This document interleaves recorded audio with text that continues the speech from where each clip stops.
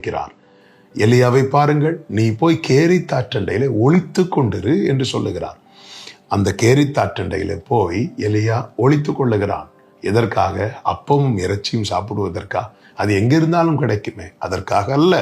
அது அங்கே கொடுக்கப்பட்டது உண்மை. ஆனால் அங்கே வேதம் சொல்லுகிறது, கர்த்தருடைய வார்த்தை உண்டாயிற்று.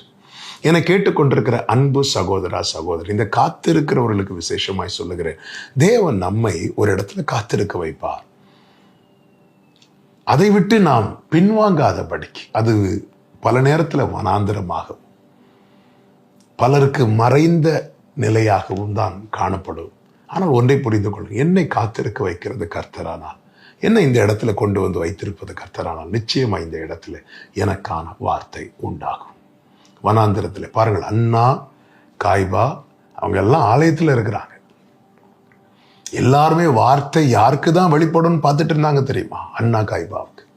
ஆனால் கர்த்தர் எங்கே திட்டம் வைத்திருந்தார் தெரியுமா? வனாந்திரத்தில். இந்த வனாந்திரத்தில் யார் இருந்தா தெரியுமா? இந்த யோவான் இருந்தான். கர்த்தருடைய வார்த்தை வெளிப்படும் மட்டும் இந்த யோவான் யாருக்கும் அறிமுகம் இல்லாதவன். ஆனால் அவன் வார்த்தைக்காய், வார்த்தை வெளிப்படும் இடத்துல, கர்த்தர் சொன்ன இடத்துல காத்திருக்கிறான்.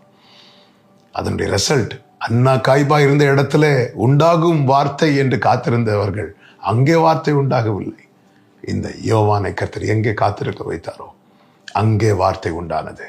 ஜனங்கள் எல்லாரும் அண்ணா காய்பாவை அல்ல, யோவானை தேடி வந்ததை வேதம் நமக்கு காண்பிக்கிறது. வார்த்தை வெளிப்படும் வரைக்கும் நீ தனியாக தான் இருப்பாய். நீ யாரும் இல்லாதவனாய் இல்லாதவளாய் தான் இருப்பாய். உனக்கான வார்த்தை வெளிப்படும் போது உதிக்கிற உன் ஒளியின் இடத்திலே ராஜாக்கள் நடந்து வருவார்கள்.